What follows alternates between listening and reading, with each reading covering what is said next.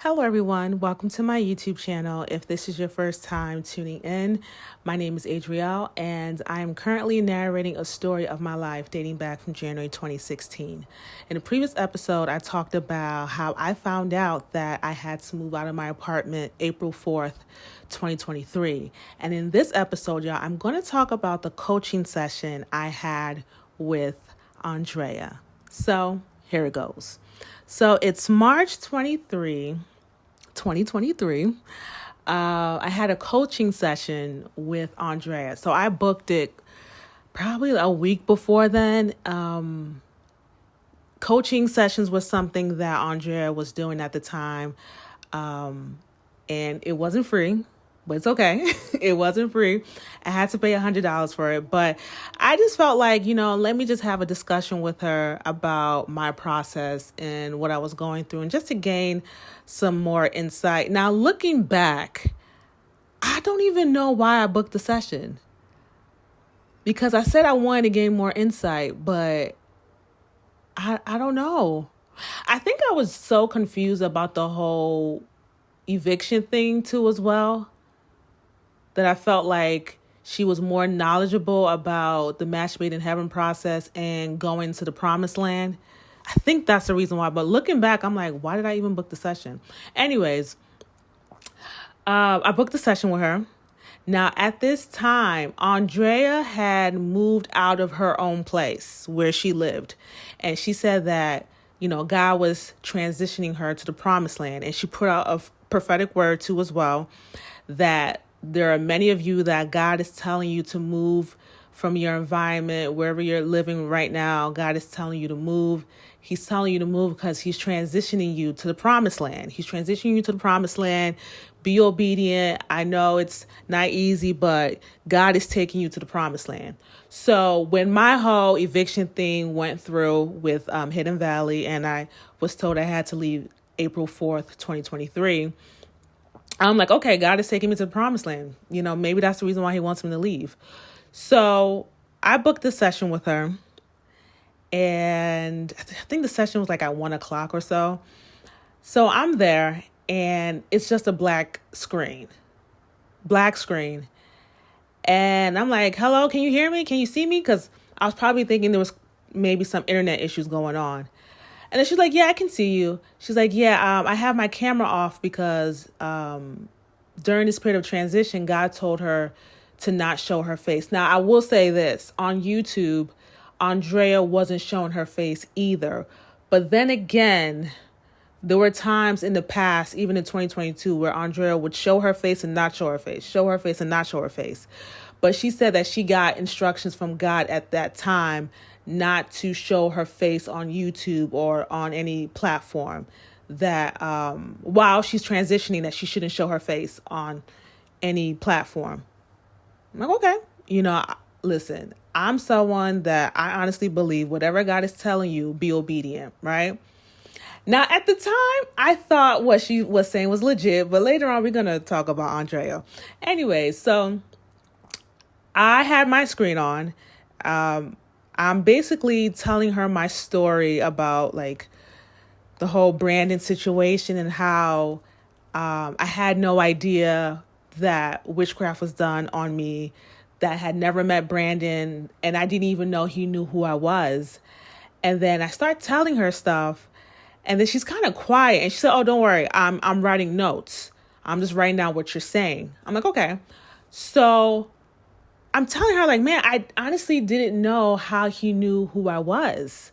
So I mentioned the 2018 birthday shout out. And then she says, that's probably how he knew who you were. So let me see what else she said. So I remember just telling her about, Caitlin, and how he got back with her, and they had wedding photos on Instagram, but they weren't married. She had kids, but he's not the father, but he's claiming to be the father of her kids. Like, Brandon and Caitlin were living this big, facade on the internet. And the thing I couldn't understand was he kept on calling Caitlin his wife. And I just couldn't understand why, because he didn't return the marriage license. So I remember just telling that to Andrea, like, he didn't return the marriage license. So if he really wanted to marry her, he could have done it, but he didn't. And not only that, he's staying with her. So I'm like, what is going on? So this is what Andrea says to me. She says, because of the marital destiny transfer that was done between, Brandon and Caitlin, that they are in a spiritual covenant.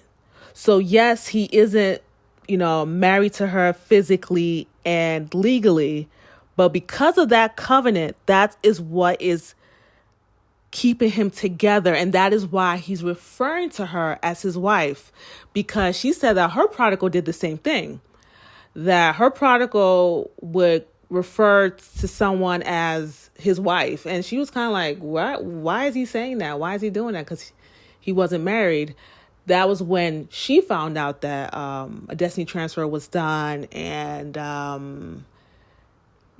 destiny transfer was done and she was sacrificed on the altar. So that's how she came about that information and passed it on to the Match Made in Heaven community. So she's like, yeah, even though they're not physically and legally married, but because of that destiny transfer that they did, they're in a spiritual covenant. So that's why he's referring to her as his wife. So I told her that they both keep throwing God's name in their social media posts. And that thing was very irritating. Now, I will say this. I do believe if you keep doing evil and you're throwing God's name in the evil that you're doing, God is going to deal with you. Okay. But it was just so annoying how they kept on throwing God's name in their social media posts, knowing very well they were doing evil. So this is what Andrea says to me. She says, oh, the counterfeit, she's mocking you. Yep, she's mocking you. And she's mocking the God that you serve. She said, yeah, she's mocking you. And I'm like, Caitlin got some nerve. Oh. So what else did I say to Andrea? Yes, so I did mention to Andrea that, man, so much has happened to me, especially with my finances. Like, how I was going through eviction at this point. I had to leave my apartment. And she said, oh, no, God is going to take you to the promised land. Yeah, God is taking you to the promised land. He's transitioning you. I was just telling her all the stuff I went through financially, not being able to get a job and just all the stuff I've been enduring, my father dying and all of that. So I remember she said this to me. She said, oh, what did she say? What did she say? What was the word she said? How can I forget? Oh, yeah. She said that they buried my destiny. And I'm like, what? She was like, yeah, that's why your life is not moving forward. They buried your destiny. I'm like, you gotta be kidding me. You know what's so crazy about this whole thing? This is why you should never underestimate people. Because to be honest, y'all, when I first found out about Caitlin in 2019, I thought she was a loose girl. And then 2020, I was doing like my research about her. I eventually found out she was a Jezebel. And then 2021, I was like, yeah, this girl's evil. But I thought she was just evil with words and just manipulating people. I had no idea that Caitlin had her hand in witchcraft. If someone would have told me back in 2020 or 2021 that witchcraft was going to be done on me by Caitlin and Brandon, I'm like, no, it's not that deep. Like, yeah, he was with her, but, people break up all the time. It's like, it's not that deep. Y'all, do not underestimate people. There are people who are so desperate to get what they want, to do whatever, even if it means that someone else's life is at risk.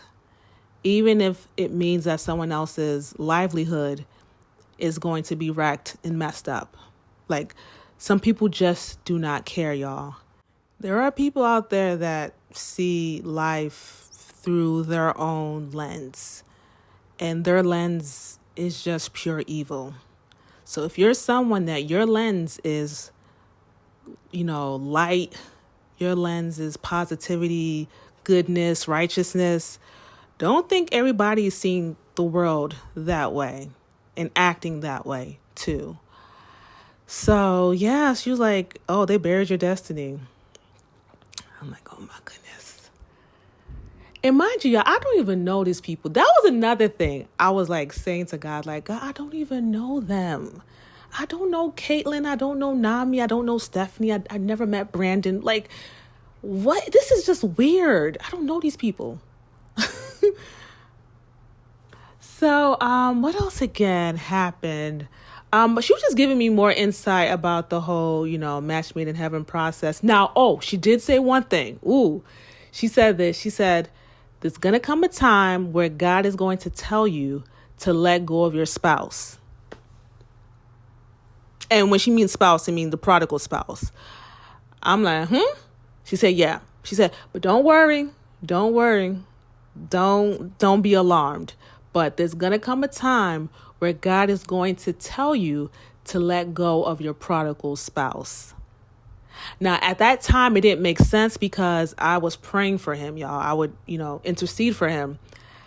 Later on, down the line, it made sense as to why God would tell me to let Brandon go. And we're going to talk about that when we get deeper into an unlikely story. Okay, especially the next season. So yeah, that was pretty much our coaching session. And is there anything else I want to share? So I'm going to end the episode right here. Next episode, I'm going to talk about what happened in the last week of March, the fast with the Match Made in Heaven community.